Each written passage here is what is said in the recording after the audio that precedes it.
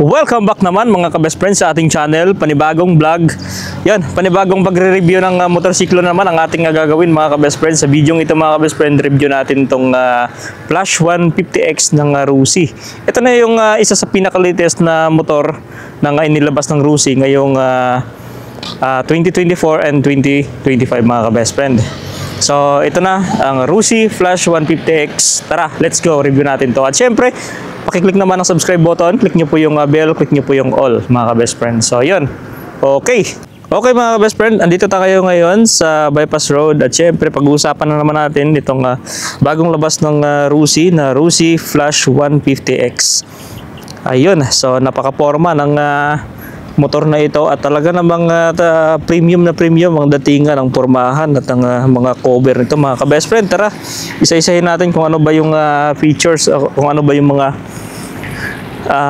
gandang nilabas nitong Rusi Flash 150X. Tara, let's go guys. Okay, ito si Rusi Flash 150X mga ka-best friend. Ayan, una tayo sa gulong mga ka-best friend. Ang gulong nito mga ka-best friend ay mataba siya.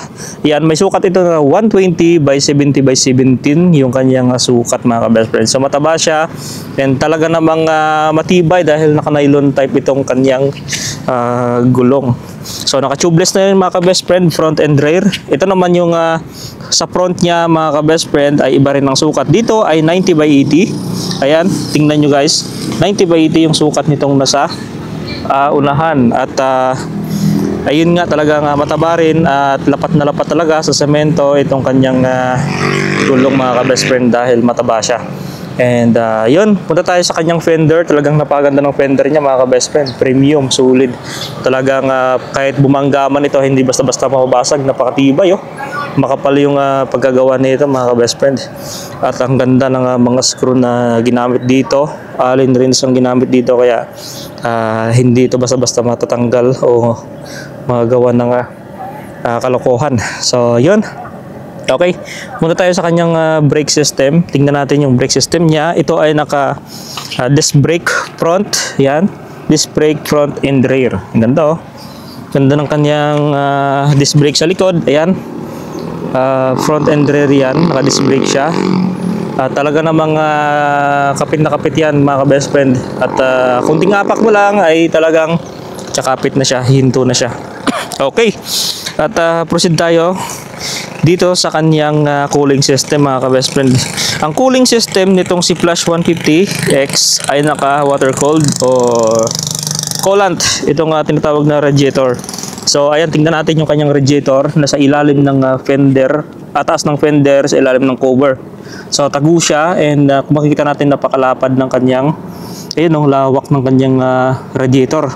Napakalapad mga ka-best friend. Talagang akmang-akmayan sa kanyang makina. Napakalawak. So ito mga ka-best friend ay naka dual overhead cam 4 valve. Ayun, napakaganda na talaga itong mga ka-best friend.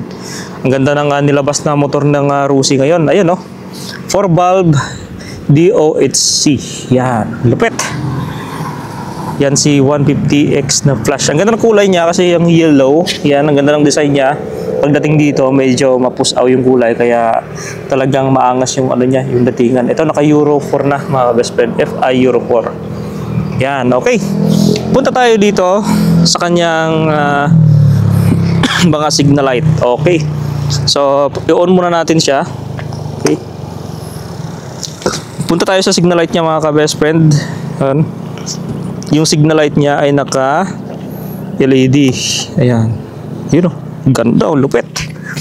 Yan, LED siya and malakas yung reflection ng kanyang bulb, ng kanyang LED.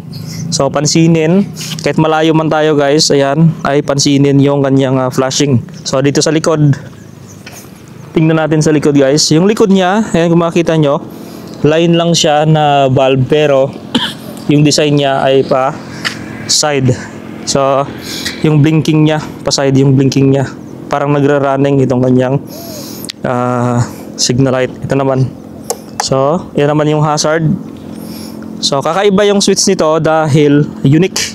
Ito mga ka-best friend, papakita ko sa inyo. Pag nag-switch ka ng hazard, need mo i-click yung left. Ayan. So, magbi-blink yung left dito. And makita natin sa likod, nagli-left signal siya. Then, kung gusto mo i-hazard, click mo rin yung right. Yun. Ayun oh. Ayun, nag-hazard na siya. And kung makikita nyo mga ka-best friend, naka-hazard na siya. So, ganun lang. Napaka-unique niya ng switching niya. Yan. So, nag-hazard na siya. Kung gusto mo talaga siya i-hazard, yan, click mo lang itong left and right. Hazard na po yan. Then, kung i-off mo siya, push mo lang siya. Yun. Grabe, napakatindi ng kanyang switching. And, punta tayo dito sa kanyang taillight. Okay. Yung taillight niya guys, ang ganda. Ito, papakita ko sa inyo mga ka-best friend. Yung taillight niya ay maangas niyan. Kung makikita nyo, wow, grabe. Uy, yung forma oh. Talagang modelong-modelo yung kanyang bulb na ginamit dito. Line lang siya yung bulb. Alam niyo yung bulb na design na bibili sa mga kwarto, parang ganito rin siya. Yan, pahaba yung line. Yan. So, pag nasa malayo tayo, kitang-kita natin yan guys. Gawa ng malakas yung kanyang bato ng ilaw. Ganda. So, next natin, dito tayo sa panel. Ito mga ka-best friend, yung kanyang panel. Ayan. Digital na siya at talagang makikita nyo dito, napaka-premium. Ang ganda ng LCD na ginamit dito. Malinaw mga ka-best friend. So, papakita ko sa inyo itong kanyang panel, no? So, unahin natin yung speed meter. Andito yung kanyang kilometer per hour. Speed meter po yan. Dito naman yung kanyang trip, odo. Dito natin makikita sa baba ng kanyang speed meter. Check engine, dito naman. Yan, ito yung kanyang panel sa speedometer. And ito naman yung kanyang RPM. Makikita natin dyan. Itong may mga numbering sa taas. Yan po yung RPM niya. And ito naman yung gear indicator. Yan, neutral, 1, 2, 3, 4 hanggang 5, 6. Yan. Ganda. Dito naman yung kanyang temperature gauge. Makikita ninyo. Yan, sa coolant temperature niya, cooling system. Ito naman yung fuel indicator. Yan, dito naman makita. Ang ganda. So, pag in-start natin siya mga ka-best friend, ayan, start natin. Para makita nyo yung kanyang headlight, yung gaano kaliwanag. Okay, start natin. Yun. So, starting niya guys ay one click start lang. At syempre, bagong-bago pa. Yung kanyang trip odo ay nasa 145 km pa lang yung natakbo niya. Sariwang-sariwa pa. 1 week old. Yan. So, ayan. Alam niyo na sa ibang brand meron siyang kahawig. Pero, advanced na rin siya. At halos pumantay na rin siya sa ibang underbone na kagaya niya. So, ayan. Tingnan natin yung kanyang headlight. So, ito yung switch ng headlight niya. Yan, dim light niyan. Pag dinim light natin siya, ay wala pa siyang nag-ilaw na nag-i-indicate, kundi yung kanyang tail light pa lang. Yan, tail light pa lang yan mga ka-best friend, pero wala pa siyang nag-i-indicate na ilaw sa harap. So, switch natin ulit sa kanyang headlight. Yan, ang headlight niya mga ka-best friend, ayan. Ayan po yung kanyang low. Yan, pag inano natin low po yan siya. Pagka ino natin yung headlight, automatic po nag-low yung ilaw niya. Yan, then pagka gusto mong i-high, click mo lang tong switch high niya. Yun, mag-high na siya. Napakalakas po talaga ng ilaw niya. So mamaya test dive natin sa gabi. Yan po yung kanyang high. Grabe, lakas oh. Ang lupit po ng ilaw niya. So dito yung low and dito naman yung high niya. So naka-separate yung bulb. Okay, so off muna natin. Yan, galing O yan. Ang bilis ng response ng kanyang RPM. Yan, pag binumba natin, yan automatic nag-ano yung RPM niya, namakyat ng RPM. Kumbaga nagre-response. So, yung fuel tank capacity dito ay umaabot lang ito guys ng 5.2 liter. Grabe, ang laki na ng makarga dito mga best friend. 5.2 liter ang fuel capacity nitong motor na ito. Solid. At ang side mirror pala nito guys, iba. Kasi pinalitan na ng side mirror. So yung side mirror na stock nito malaki, malapad. Okay. So, test drive na natin Yung gear shifter niya, ito lang siya. Nasa una lang. Then, sikwat lang. So, ito yung kanyang gear. Yan, kung paano natin siya i-shift. So, hindi siya rotary Pagdating ng 6, kailangan mo siya ibalik ng 1. Yan, down lang lahat po yan. So, 1 down, 5 up yung gear niya. Okay. Galing guys mga ka-best friend. Test drive na natin si Rusi Flash 150X.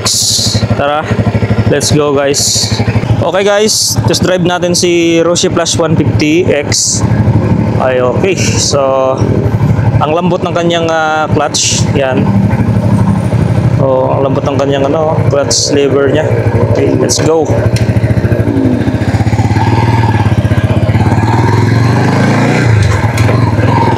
Ganda guys, napakalakas niya. Okay, nasa third gear na tayo. At syempre hindi natin siya paabutin ng 50 dahil bawal pa nga ng 60. Yan, napaka-smooth niya mga ka-best friend. Ang smooth niya i-drive. At medyo yuko ko dito mga ka-best friend, gawa ng mataas yung likod. Yan, nasa 5th gear tayo mga ka-best friend.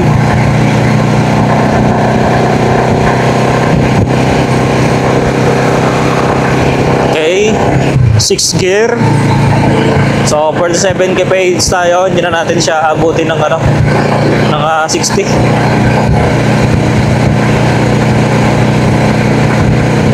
Yung suspension niya mga ka-best friend, okay naman. Malambot naman yung rebound ng kanyang shock sa likod and front. Kaya swak talaga ito kahit sa off-road. Pwede ito guys.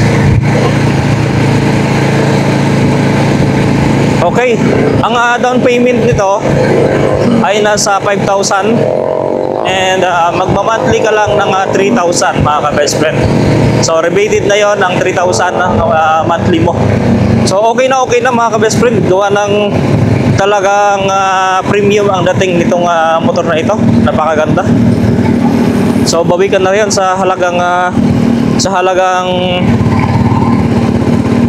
3,000. Okay na yun mga ka-best friend. May motor ka ng FI and dual overhead cam.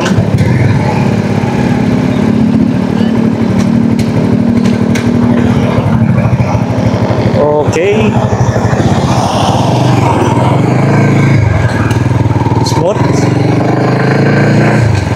Yung handlebar niya napaka-smooth and hindi siya makilas o hindi siya malikot. Yung handlebar, okay na mga ka-best friend. Wala akong masabi dito sa motor na to. Talagang sa Rusi na brand. Ngayon lang ako nakadrive ng ganitong klase ng underbone. Talaga namang napakaganda mga ka-best friend. Swak sa budget, talaga namang makakomportable ka dito guys, no? Ayos. Ganda.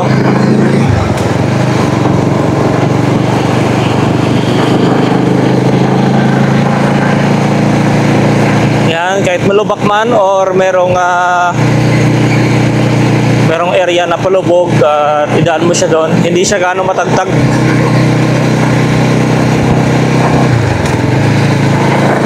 Ganda. Standard pa yung kanyang chin o yung kadina niya. Hindi pa siya napalitan. Gawa ng 1 week old pa lang siya mga ka-best friend.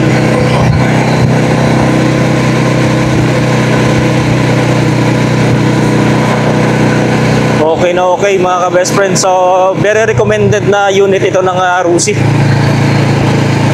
Smooth. So yan yung may-ari dito, yung pupuntahan natin. Yan po yung may-ari ng motor. Yan, shout out po sa may-ari ng motor. Thank you sa pagpapahiram mo.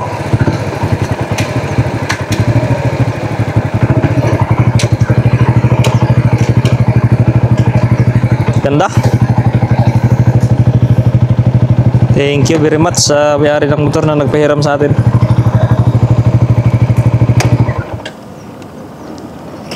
Ganda yung ano niya, takbo. 1 week old pa lang, no? 1 week. Batang-bata pa. Yan. Yan, thank you. Ay.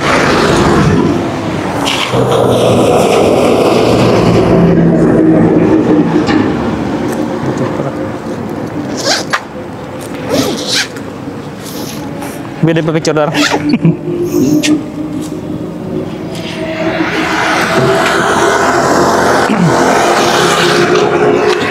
Ang ganda.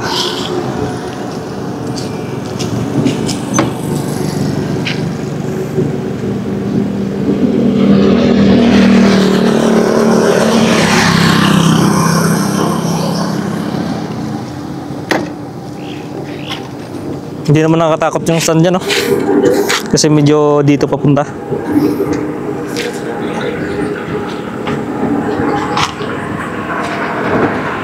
Ganda.